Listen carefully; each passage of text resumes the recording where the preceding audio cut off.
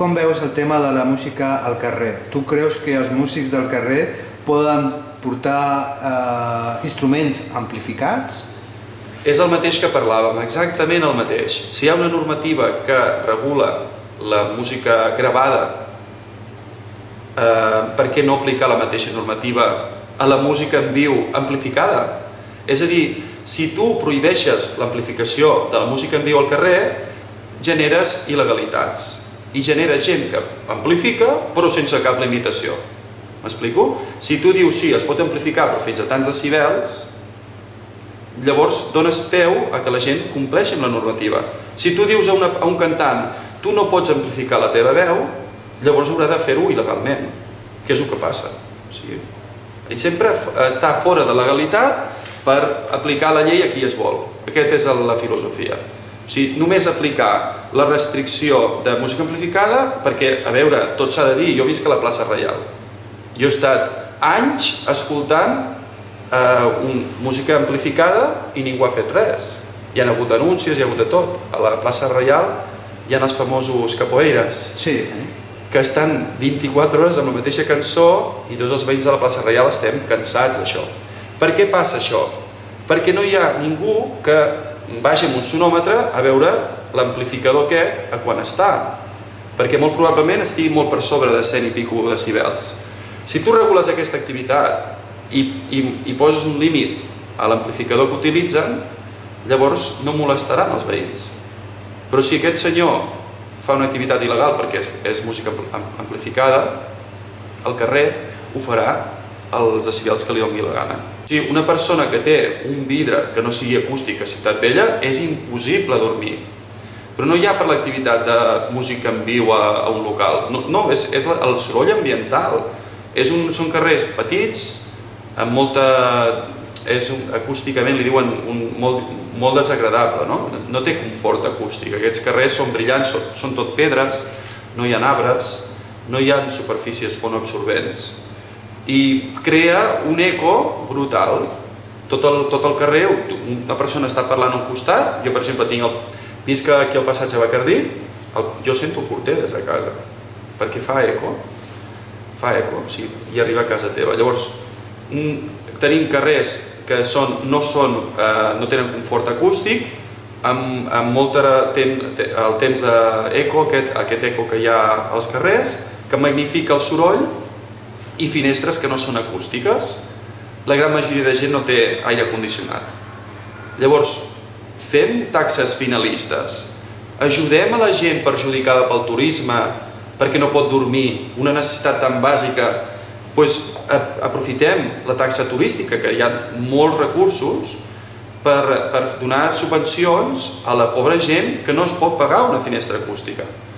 I el mateix puc dir de la taxa de terrasses. Els veïns veurien d'una altra manera si la taxa de terrasses va parar a les seves butxaques ajudant-nos a viure millor. No dic ja ajudar a dormir, que és una activitat bàsica perquè la gent pugui funcionar l'endemà. M'explico? I després també un crit a favor de l'augment de la taxa de terrasses. O sigui, jo soc un restaurador, jo en concret no tinc terrassa, però jo crec que hi ha taxes de terrassa que s'haurien de pujar, s'haurien d'adequar a o sigui, estem parlant d'activitats que donen milers d'euros diaris. O sigui, una terrassa a la Rambla, una terrassa a algunes ubicacions pot representar pràcticament 10.000 euros d'ingressos al dia. Llavors, una taxa de terrasses molt petita també fa això, aquesta animadversió contra les terrasses als veïns. Si els veïns d'alguna forma se senten recompensats perquè el soroll que fan els clients de les terrasses ajuden a posar aire condicionat i aïllament acústic a les finestres, la gent ho veuria bé. És que és aquest el problema, que paguen justos per pecadors. M'explico? I al final aquestes taxes, taxa turística, taxa terrasses, etc., van a tresoreries generals que no se sap molt bé on van, que és aquest el problema. Una taxa sempre és finalista, no pot ser una taxa a una tresoreria general municipal. Un dels problemes que diàriament ens trobem els restauradors, les persones que tenim establiments li diuen, no?, de lliure concurrència, és que l'espai públic que hi ha just davant de la porta del local ha d'estar sense persones reunides parlant, normalment amb la llei de tabac, no? La gent surt al carrer per fumar. Llavors, els propietaris dels restaurants i bars són els responsables de dispersar a la gent que hi ha davant de les portes, perquè si no l'Ajuntament et pot ficar una multa de 6.000 euros per consum de begudes alcohòliques davant d'un restaurant o d'un local sense terrassa. Llavors, aquí hi ha la baralla diària entre el restaurador que ha de fer de policia al carrer.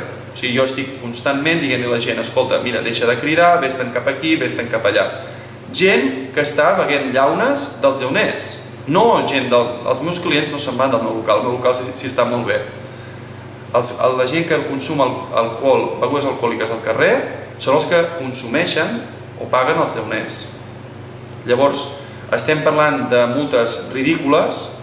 Quan tu veus al carrer, si és que te la posen, perquè mai he vist cap policia aplicar una sanció a una persona que beui beguda alcohòlica al carrer, només he sentit jo restauradors que han sigut multats amb 6.000 euros per permetre consum d'alcohol al carrer davant del seu local. Estem parlant de sancions tan petites que són irrisòries i no fan realment la funció que haurien de fer. Llavors jo, per exemple, conec el cas de Jamboree. Llavors, l'aplicació d'aquesta normativa de que si estan fumant davant de la porta del Jamboree els hi poden ficar 6.000 euros, segona multa, tancament del local, estem parlant d'una multa molt seriosa. Llavors, què fan els agents de seguretat de la porta de Jamboree? Dispersen. I al dispersar van a la plaça Reial a fumar. Surten dels porxos. Els porxos no molesten a ningú perquè no hi ha veïns. Però, com que els de seguretat estan obligats a dispersar perquè no ser multats, van a la plaça Reial. I a la plaça Reial sí que molesten quan criden i fumen. M'explico? Llavors, jo crec una irresponsabilitat donar a l'Ajuntament obligui a un propietari d'un restaurant a fer de policia a un carrer. Perquè jo cada dia tinc baralles amb gent que passa per davant del meu local beguent llaunes per dir-los que no beguin davant del meu local i em diuen, i tu qui ets? Tu no ets cap policia, tu no em pots... Això és via pública, jo tinc el dret de fer el que em doni la gana. M'explico? Al final anem fent una societat absurda, saps? És que les restriccions al final acaben afectant negativament a la convivència, això també és... La terrassa de plaça Reial. A veure, nosaltres som pocs veïns a la plaça Reial, però tots estem d'acord amb una cosa, que estem a favor d'allargar l'horari de terrasses.